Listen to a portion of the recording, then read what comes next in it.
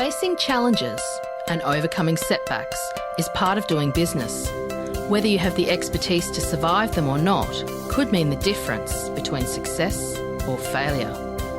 Welcome to We Are Women, featuring revealing conversations that provide invaluable insights into the success secrets of female masterminds. A must listen for every entrepreneurial woman. Now here's your host, Janine Vosper.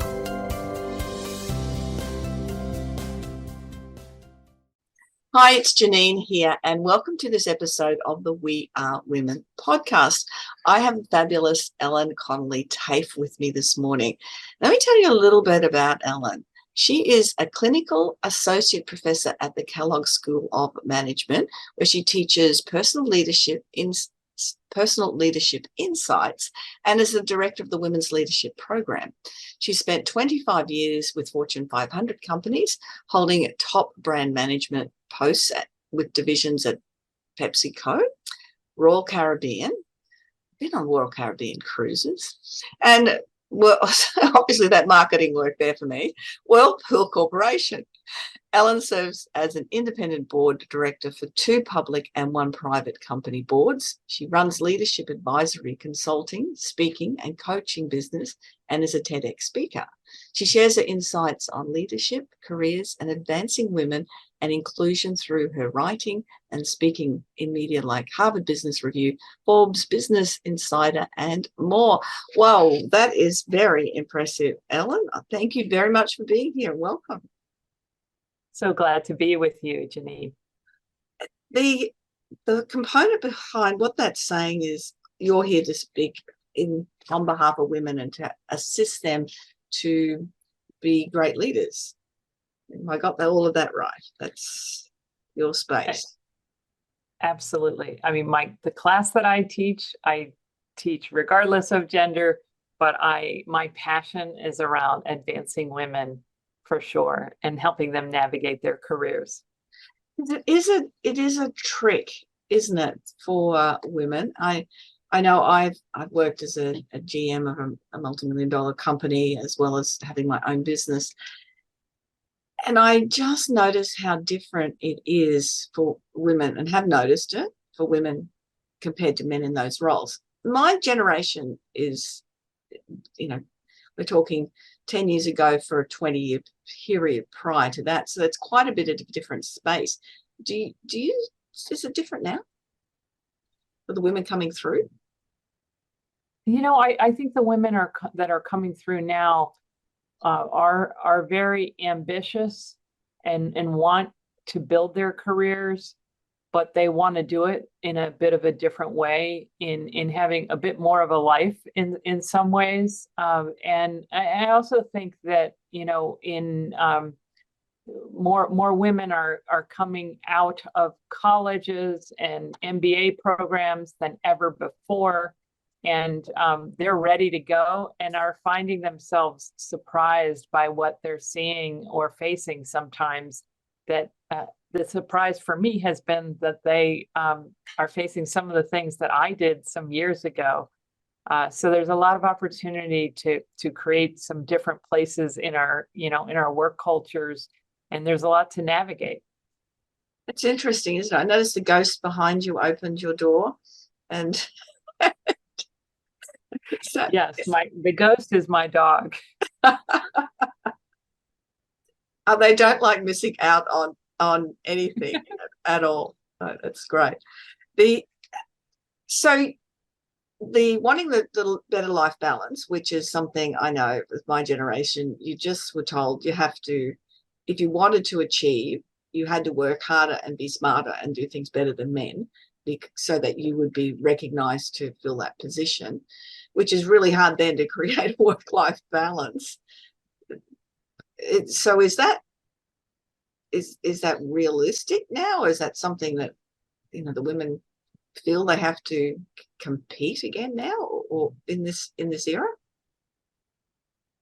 I think it's less about competition, because I would also say I think men want a different workplace too. And so frequently, I think it's the younger generation that is saying, hey, we do want big jobs and a, a big life, but we want to do it in a different way. That's my perspective, I would say, from MBA students. But you see it in the latest McKinsey Lean In report of women being ambitious. I think it's up to like 81% of women say they want to get to the next level in the next year, but and that was 70% just in 2019. So there's definitely this, coming out of the pandemic, I want more, but I also recognize this other side too. And I think the changes that many women want also benefit men too. Yeah. And some of it comes up with work from home and other things like that as well. And that was going to be two questions within that. One is that it achievable and realistic? And I know in Australia we had everyone adjusted in 2020. We were working from home a lot more, but I know a lot of workplaces now want people back in the workplace because of the mental health issues and culture and a whole lot of other components of that. So there's two parts in it, because tell us where you're based, Ellen. I'm in Chicago. Looking at it from that American perspective as the working from home, but also, is it realistic to expect that you can have that balance in life? I think it remains to be seen. It depends on the workplace. I think a lot of times work from home can work depending on what the work is, but I do worry about mentorship and the relationships that we build at work. I think that the CEOs who are calling for people to come back to the office are particularly worried about how do they get to innovation and things that take a lot of collaboration, which I think that can be done virtually. We've shown ourselves that, but I think that, so frequently people feel like it's better if we can do it in person, or at least do it in person some of the time. So I think the balance of power, if you will, between the employers and employees seems to keep adjusting. And I would say the research says that most younger employees want some amount of work from home. But I think we'll see over time, in particular for women who take more of the work from home and flexibility, do they lose out on promotions based, that are influenced by more face time? So I think time will tell as well. That's an interesting concept. I hadn't thought about that if you're not being seen in the workplace other than online or on a Zoom call, then you don't have the same opportunities. That's a really interesting concept. Sort of makes sense a bit, doesn't it? Because you're not front and center. I think it's a little bit of a fear that, we have some of the highest participation of women in the workplace, I think, because they have more flexibility, and the hope is that will continue. The fear is that, well, what happens if they're doing it in a way that they don't get as much mentorship, that face time, or, be known and be on, seen for what they're accomplishing, what they want to do. So we'll see. I do worry about that. I worry, I have two young daughters, one's in college, one's 24, working from home, and she has an assigned mentor that she meets with quite a bit. But, it is, when I think back to my own career in corporate America and some of the deep relationships that I had that helped me to get things done, that also served to be, they're friends now, we've gone on to different places. So, it's a different world for young people today also, that I think we're going to navigate and see, and there's probably some amount of course correction that's going to happen. Yeah, definitely. It proved that the world can just change in an instant, and we need to. I was talking that word last night. It was not my favorite word in 2020, but I work with a lot of people in their own business, and they had to absolutely pivot in what they were doing, because what they were doing did not exist. One moment it did, and the next moment their business did not exist. changing it from what they were doing. You mentioned that you had daughters. What got you into going out of corporate and then doing what you're doing in teaching? What's your space behind that? It was I guess it was a two-step move. So after 25 years in corporate America, I joined a small boutique consulting firm that I had been their client when I was at Whirlpool, and I joined them, ran that organization as the two owners were retiring, and eventually sold the company. So I was there for 5 years, and in that role, we did a lot of market research, and I felt like I was working with many executives who got bad market research results sometimes and struggled to communicate that to senior management. And I felt like I was coaching some of our clients on how do you share some of this. And I got, and that was like the start of like, I really love advising and coaching and helping. And, that's when I joined my first board. I became an executive coach and did the training behind that. But when I left that organization, I found that I did love coaching, but I didn't like the business of coaching. That was harder for me.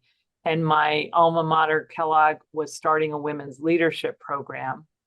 And it happened at the same time, I had my daughters, seeing the opportunities for them, but I found myself to be the only woman on 3 boards. Okay. And I was starting to speak on panels to try to get more women on boards, and honestly sort of waking up late in my career and realizing, wow, I'm the only woman in the room. That's how I started my career in the 80s, and things hadn't really changed as much. So when I heard about this Kellogg opportunity, I was like, I would love to do that. It would be a new thing. I was a leader and I was a coach, but I learned to teach leadership and dug into a lot of the research to be able to create what was the programming we would do. I run a women's leadership seminar series for MBA women. So it led me, I know you don't like the word pivot, but it was quite a change. Go from I haven't heard it for a couple of small. years, Ellen, so that's okay. And I used it last night when I was delivering something. Well, it's used, it's so in the vernacular now, it's hard not to use it. It is. But it is. It was a big change then to move into academia, which is very unlike the business world, but also to have the opportunity to create programming to help women navigate. So I now have this portfolio career that is, an oversight and guidance role on boards, but teaching leadership to leaders who want to go build their career, and then particularly the focus on advancing women. So that was my evolution. Yeah, that's great. It's a great evolution. And the important part of that too is all of those skills, as you were coming through that corporate space, as you said, in the 80s, you were the only woman in the room. All of those skills that you're bringing through, it's not just in the education, that you're not just an academic, you've lived it, you've experienced it, and you understand in the real world, which is a lot different than often education that students who are going out in the real world receive. Yeah, absolutely. I mean, and I think that sort of being a practitioner, having climbed the ladder and now seeing it from a board perspective, and then seeing what's going on with, students in their late 20s and how they're different too. So it's interesting to see what's generational, but how much is still very gendered too. And, the intersection of different parts of our, race and orientation and all the other aspects too of people's identities. I know, yes, and that identity as who you are as a leader is such an important space to be.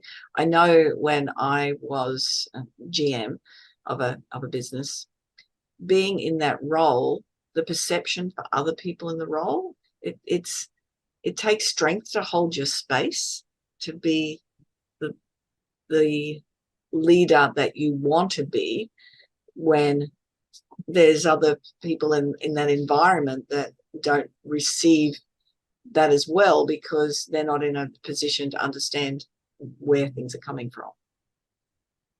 Yeah, I'm glad that you raised this. I think stepping into that leadership identity can be particularly hard for women. Maybe we have never seen another, someone in our family or someone in our company, and we haven't seen that before. And it is stepping into a bit more authority, or perhaps we're leading someone who once was our peer. So there's all kinds of things to navigate, and I think it takes a while to almost like believe and step into what is the way that I want to lead. So it's such an interesting thing for women to reflect on and to think, what's the leader I want to be, and what does that look like, and how do I get there? Definitely. I remember with the company I was with, I was a sales rep and I was studying management. Had the opportunity then to be promoted into that GM role. One partner bought the other partner out, so they needed somebody in that space. We were given travel as part of incentives as a sales rep.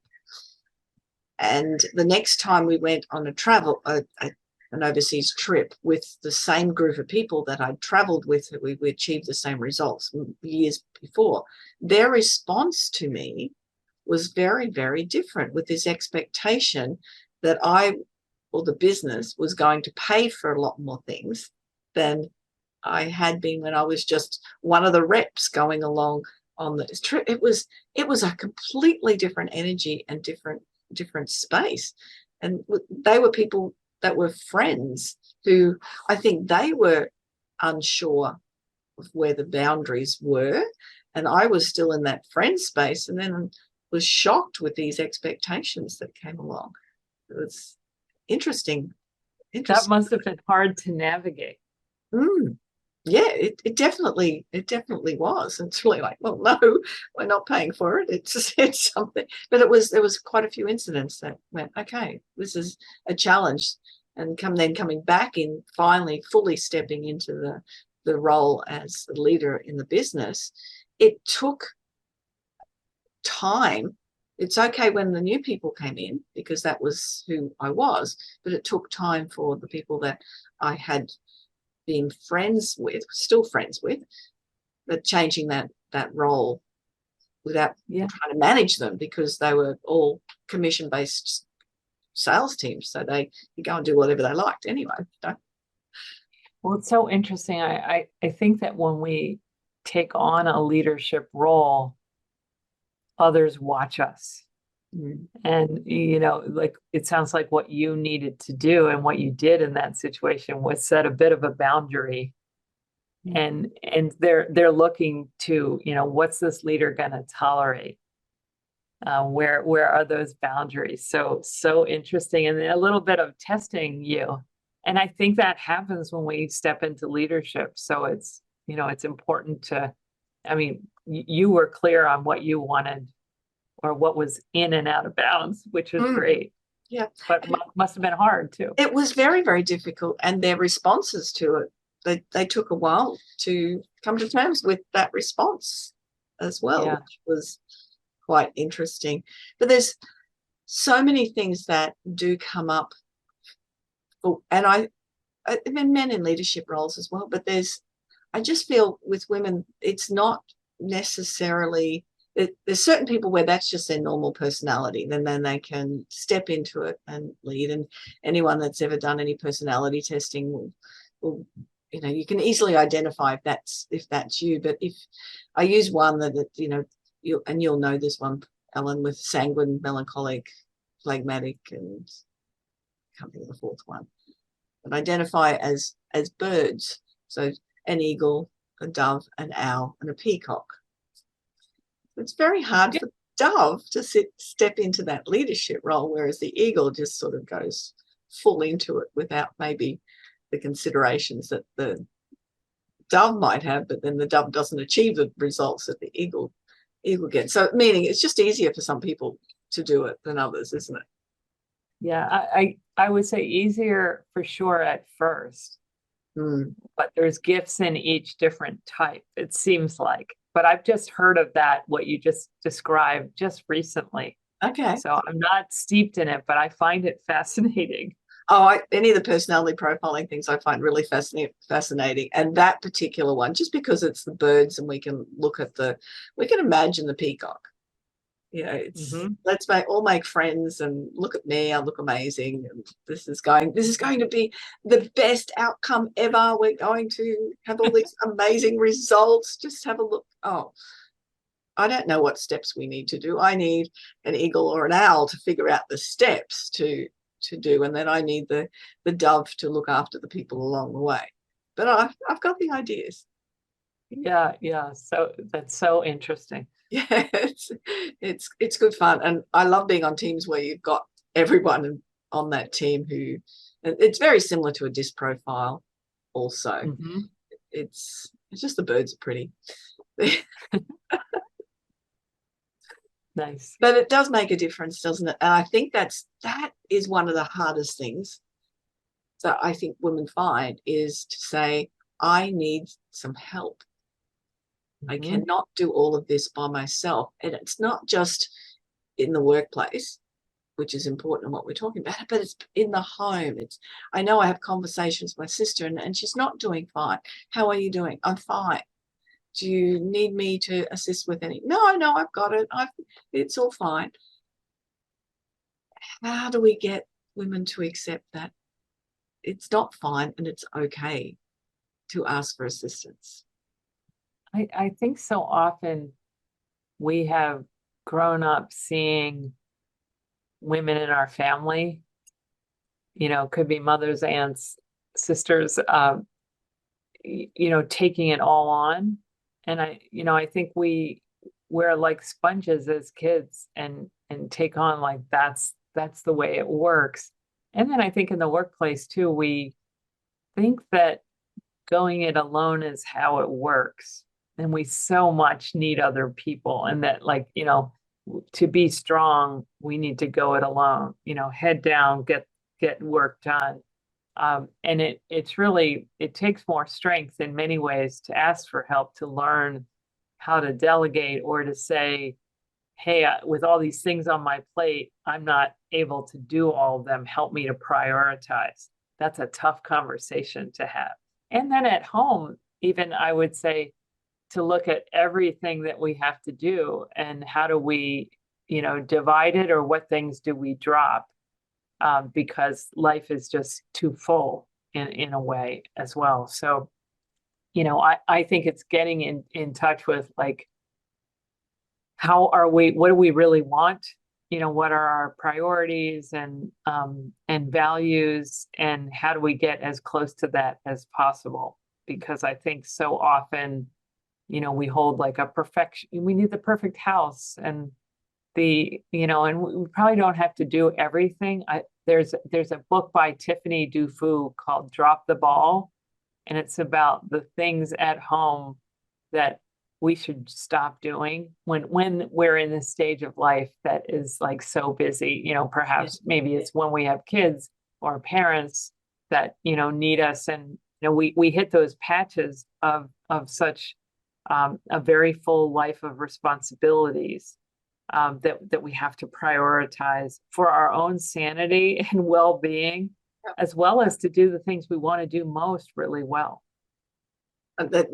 I'm written down the name of that book because I think it's so important and important to share.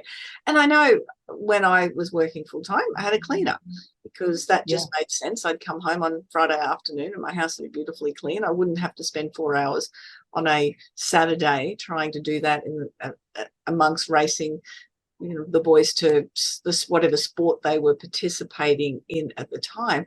But I had friends that were high pressure jobs, and that's exactly what they would do. Oh no, I can't get someone else to clean. They won't clean as well. Or, oh, how would that look if I'm not doing the cleaning? It's that perception, that outside perception. I just thought, it's crazy. you can't going. Yeah, I think that, prioritizing where we add the most value, and there's aspects of, it comes up like kids or certain things that like only we can do or we want to do. But I say take the list. What do we want to do? What do we want to delegate or rather hire? Where do we want to divide with other people in our home? And what do we drop? Thanks to Tiffany. Yeah, I love the divide because I've never added that one. I've always gone do, delegate, or ditch. But divide is a great one also. Yeah, I think so often there, other people have coined the term emotional labor of the things that we know. Okay, I got to get tickets for Thanksgiving and I need to get the present for this, this family member, or we need to, pay the taxes or whatever, all those things that we have in our head. It's almost like get everything down on paper, because sometimes we might have a partner who's not aware of those things, who's willing to do them, but doesn't know, or it's not top of mind. So I think our great ability to multitask and to have so much locked in our heads, if we can get it out and then work on, hey, what can you do? What can I do? What can you start to get your kids as they get older to take on as well and learn some responsibilities? It can help lessen the load on us. Oh, most definitely. I'm just thinking my husband has no computer skills whatsoever. They used to trial new processes about his work, and they'd give it to him first because he'd break it, and then they would see what needs to be done after that.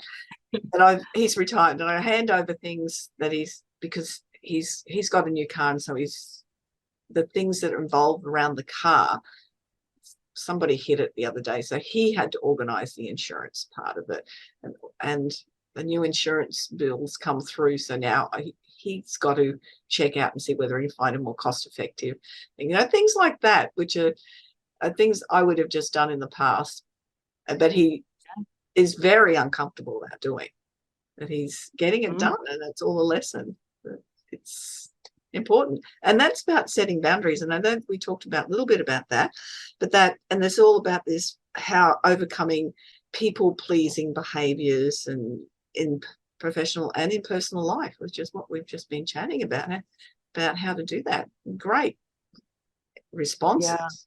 I do like the divide part, and I've got do, delegate, divide. You got drop, I just ditch it. Yeah. That's the thing about leaving emails in your inbox. Eventually, then you'll go, well, it's past the due date, and you can it wasn't important anyway. As long as we don't miss the big things. But No. I agree with you. I mean, it's just life. There's too much incoming at us. So getting a hold of this and sharing it, back to your point about we try to do things on our own, and we need to ask for help. It feels like it's a power skill, for us going forward, or superpower if we're able to do that. I think so. I was having a shower the other day, washing my hair. The shampoo wasn't foaming. I had a whole lot going on in my hair. I just was trying to plan out a whole lot of things. Shampoo wasn't foaming up.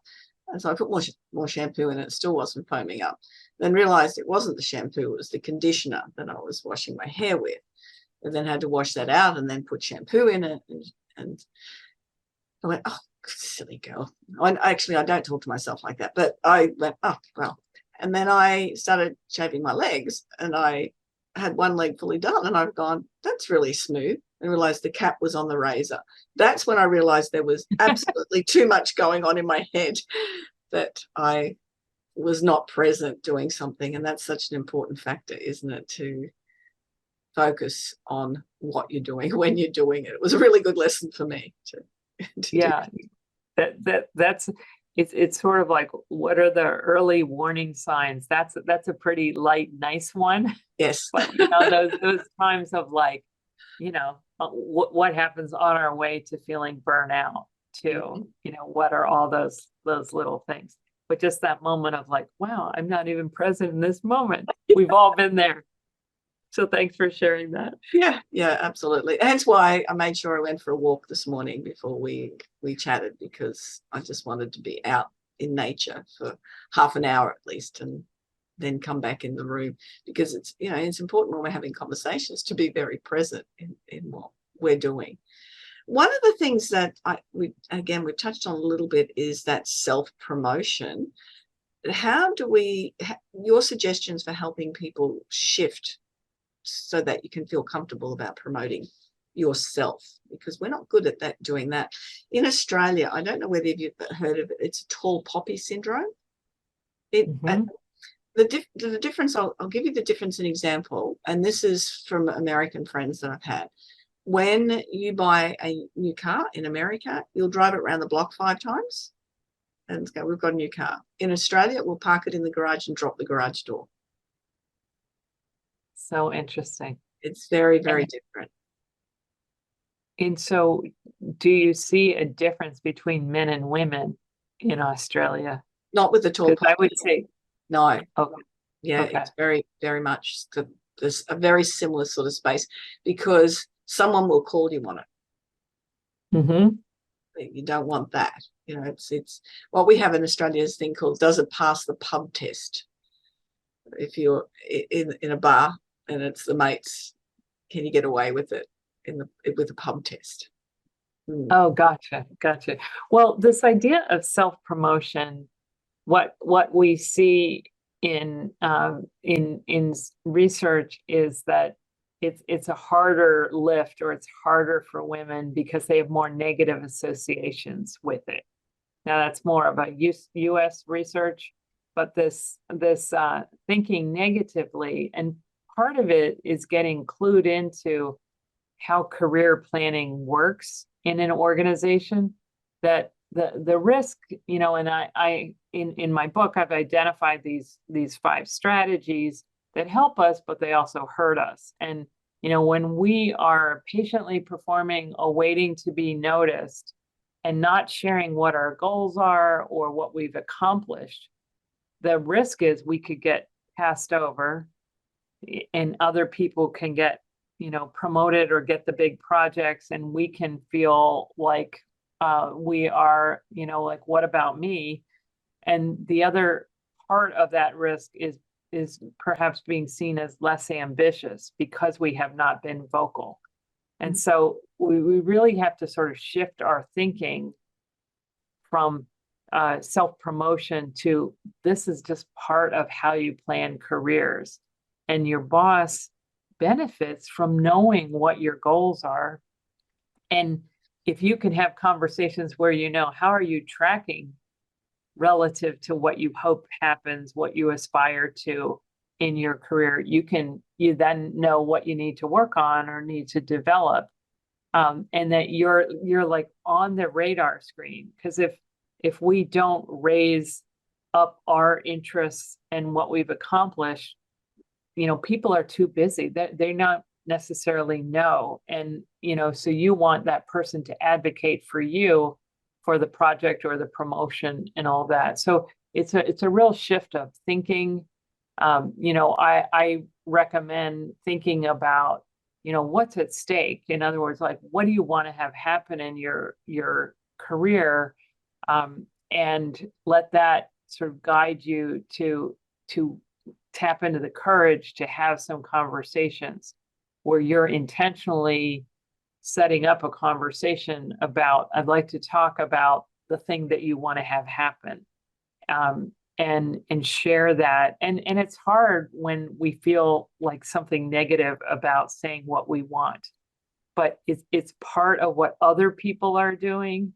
Over here, you see a bigger gap, I think, than you described, at least with the tall poppy syndrome, where women are less likely to self-promote because they think it's negative, versus having, men are going in. And I can tell you from managing so many people, men come in with a, here's why I should be promoted, or here's why I should get that office or get that project, so frequently. And for women, we hold back. So we need to understand that And sometimes there's messages that become beliefs that stay with us, like it's like the tall poppy, or my mom, some of the things she said in our household were like, don't be a braggart. Yeah. And I definitely heard that message, and it gave me a lot of humility, which helps me, but it held me back. So I had to learn this early on. Now, she also said, Ellen, you have to toot your own horn. So I kind of got these mixed messages in a way, and I had to find my way. And I saw other people that I thought I was comparable to, or sometimes even better than. I saw them get promoted, and I really had to get with the program and understand, but my mom didn't work in the business world. And so like I didn't have role models who clued me in. And so, my hope is we have more allies out there helping us if we don't naturally know that, like, this is a part of how you build your career. Yes, and that's such an important factor, is that allies and or support. And that's one of the reasons that I do this podcast, is to be able to interview people like yourself who can offer suggestions and ideas. The two things there, you mentioned your book. What's your book called? Yeah, so my book is The Mirror Door: Break Through the Hidden Barrier That Locks Successful Women in Place. Oh, I love the title. Yeah, thank you. Yeah, the Mirror Door. Yeah. Yeah, I'm in sales, so I often go, when somebody tells me what they do, I go, well, what does that look like? What you're doing is a mirror door. Well done with that. You can see it straight away. Thank you. Yeah, I think so often we see opportunity and we reflect inward and think we're not ready or worthy. And it's truly most of the time a distorted view. And we busy ourselves doing these other things when all the growth is in taking action. But we are not always socialized, and we don't always learn that. So frequently women hold back, whether it's raising our hands in the classroom or going for the promotion or speaking up, like we said earlier about, like, let's divide the work here at home, or here's why I think I could add value to that job that's opened that I'd like to have. It's interesting with that job. I know the statistics I've read is that women have to be able to cover 80% of the criteria of a job application before they'll apply, whereas men only have to have 20%, and they'll just go for it anyway. Yeah, it's this, I think we are socialized early on to cooperate and to really need certainty and to, be the good girl, and so many things that stay with us as adults. And a lot of times the way boys socialize, or so the research says, is much more of one-upmanship, move into action before you're ready. And I think that helps them to say, I have 2 of those skills. I got this. Whereas women are like, oh, I don't know. I have, 9 of 10, and I'm just not sure. Yeah. Yeah. Yeah, definitely. And our conversation, we know the pub test and everything, but there is that one-upmanship definitely with the men. And they can BS their way through that as much as they like. But that's, again, that reinforces that bravado, because what you believe, what you perceive, you will project. Yeah, absolutely. And I think with new jobs, like a promotion, we don't already know how to do it. We have the potential to do it. And yeah, they might BS their way through, but they're going for it. I think they see that I can probably do that. And they probably go in with more confidence to do that. And I think that we think, I only want to do it if I can be really certain I've got it, like on day one. So I think there's a real opportunity to push ourselves to especially, other people can see our potential. So sometimes we need to do more of a reality check. Absolutely. Like, maybe that's a great perspective. That is a really good perspective, is that, well, the reason you're going for a position is to learn something new and to step up, which means you won't be able to do everything when you step into that role or applying for it because of it is a step up or a different type of role. And that's what expands you as your capacity and you as a person. And I love when you're talking about planning your career, and we put more time and energy in planning our holidays than we do in planning our career. It's crazy. Yeah, Truly. And because I work with small business owners, a lot of them don't put the planning in place. I teach planning and goal setting, visions and mission statement, because when you've got that in place, it gives you a direction at least where to go. But they don't necessarily have those plans or written goals, where they want to go, what they want to achieve. And asking that question is, what does your business look like in the future? It's, I don't know. I'm just doing what I'm doing because I'm a good technician at doing this. Yeah, and I love the work that you do, because I think it's so important to set that vision. I think you're going to get further down the road when you do that, even though you might take a different route and the vision might change. But without that, my fear is that you could get stuck in place. Yeah. So you're helping people in such an important way for their business. And it's not something that just sort of dawned on me one day. It's the reading, it's the learning from people who have more skills and more knowledge or more experiences, or triggered something that you go, this is so important. So now I can share that with the people coming through, how important the particular thing is, as you're doing in your teachings and writings and everything. I'm thinking of my vision statement is to enable people to do what they don't believe is possible. So that's what I do every day. It's easy. There's a mission statement with more details and purpose and things like that.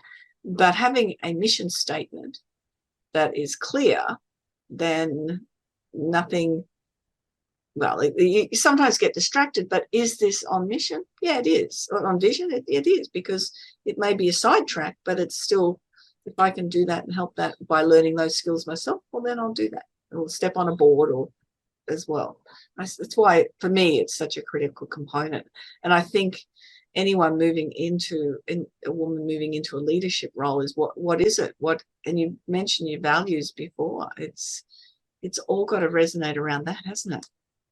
Yeah, absolutely. And, I think it can be, there's all those, the North Star, or, like all those things. But I do think whichever phrase you use for whatever the vision and values that you have, it does guide you, when you have different choices, or, getting back in touch with why you're doing what you're doing is a really helpful thing to do when you get off track, or, you get overwhelmed, or all those kinds of things. It helps us get back on the track that we hope to be on. Yes, and you know what? I found that then when I've had jobs that, or done things that weren't on that track, I didn't enjoy them. They weren't things that were rated high with my values. And your values change over time with children and family. I would have said, my son turns 40 this year. So I would have said 35 years ago, definitely family is the highest part of my values. It's still in my top 5, but it's not the priority on an everyday basis sort of thing now, because it's grandchildren. It's, we love them more than our children, of course, but that's a different space that we don't. My definition is I love my children. I'm in love with my grandchildren. It's just a different space. But you know what I mean? The values change over time and the priorities change over time, but they still fit within those, usually the top 5 things. And if you're doing those and they're important to you, you'll love what you do. If you're struggling and you're against a wall, it's because you are not within that space, isn't it? Yeah, absolutely. And I think, bringing awareness to them helps you to make choices that fit with that. We spend so much time working if we can do it in ways that are really aligned with that vision and value, I think it makes a lot of sense. I mean, there's always the things that we have to do that, aren't feeling very, visionary or value oriented, but hopefully we can shrink the percentage of time spent doing that as well. And one of mine is new adventures. So while I was sitting in that GM role, and the last couple of years where things were moving and shifting differently, and other people had come into the workforce, which made it even less fun, that my screensaver was always my next holiday. That gave me the purpose of being there. That's high on my values. I can do what I'm doing because here's the resources and funding for that holiday. We have very, very generous holidays here with 4 weeks a year, and I've run about 10 public holidays a year that are fully paid, and also a super long service leave. So after 10 years, you start getting quite a few weeks. And I was in this role for 20 years and I didn't have a single day left. Not a single. I'd taken every single day that, never sick, but always took all the days that I was entitled to, because that was high on the values. It's not sitting in the office. That's great. Yeah. But it all comes back to that space, doesn't it? I think we could chat for hours. There's so much synchronicity and commonality here. And I love what you're doing. I think it's such an important space in the world. But we always finish with 3 takeaways. So out of all of the discussion that we've had, or points that we may have not even brought up yet, what do you want people to take away, Ellen? That we are more ready than we realize. Women are more ready than we realize, and that sometimes this instinctive reaction that we're not is something we have to, recognize and get past. Something I didn't say, but I think we got to tap into our courage. I have a lot of women come to me, students and, coaching clients of like, I'm looking for confidence. And, my belief is that women have so much courage, and that's what we have to tap into to move into action. And that confidence is really the outcome. So courage is the prerequisite, but we get the confidence after we've taken action and, have won or lost and, stumbled and got back up again. And then my last point was just, this is a bit around, who we are as strengths and values, but like run your own race in the sense of, do things your way, go after the career that, fits who you are. I think is just so important versus, what other people think you'd be good at, or perhaps, you got a message, somewhere in your growing up of you should do this. And I just think we spend a lot of time at work. And so it's such a gift to do work that you love to do. I feel very fortunate that I'm able to do that for sure now in my career, and glad I was able to get there. It's a lovely space to be in, and I encourage, even if it's not in your first 10 years of work, it's again, what does it look like? What does the future look like for you? And things, as you said, you didn't expect to go into academia, but it changed, and that was where you've slotted in very nicely. And not listening to those other voices. I work with people with confidence and courage. I'm so glad we've brought up that word, because it's such an important factor. It takes courage to, if you're a perfectionist, to let things go. It takes courage to do that. It takes courage to step out of your learning and beliefs that you've had through your childhood and you've taken with you because you own them now, and then to go, well, that's not going to work for me. I'm going to do something different. It takes a lot of courage. It takes a lot of courage to speak up and say this is acceptable or not acceptable. Yeah, it's sort of the thing we need for all of these, setting boundaries, asking for help, all of those things, taking care of ourselves, going on the vacations. Yeah. It may not take as much courage in a culture that really cherishes that, but it's hard to be out and to really, Definitely. No, wonderful. During that. How can people get in touch with you? So I'm very active on LinkedIn. My website is ellentaaffe.com. And my book is The Mirror Door, Break Through the Hidden Barrier That Locks Successful Women in Place. And it's available across retailers.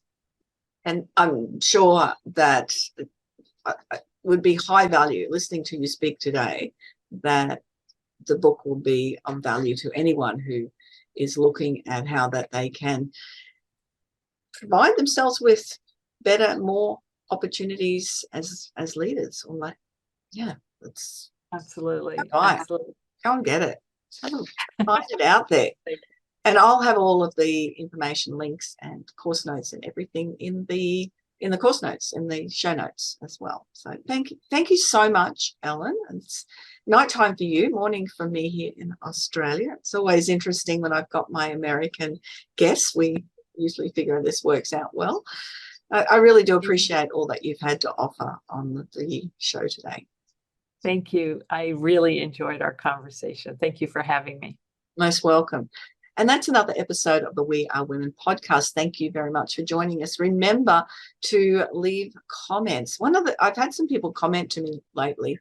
I met a lady when on my travels who was about 1,000 kilometres from where I live in a little tiny town in outback Queensland, who, when she said something came up with the We Are Women, she said, I listened to that podcast. And I said, it's my podcast. And she's done the whole fangirl thing. And she said, it's changed my life. I've made decisions to be here. It's created this wonderful life for me. I'm going to get all emotional because of listening to you and your guests on your podcast. But please, that was one of the most amazing things I could hear. Have you got any comments, anything that pops up for you? I would love to know. I'd love to view them, share them with me on your comments, whatever, however you listen to this or whether you watch it through the YouTube videos. So thank you for joining us. I look forward to you joining again for the next episode of the We Are Women podcast. Bye-bye for now.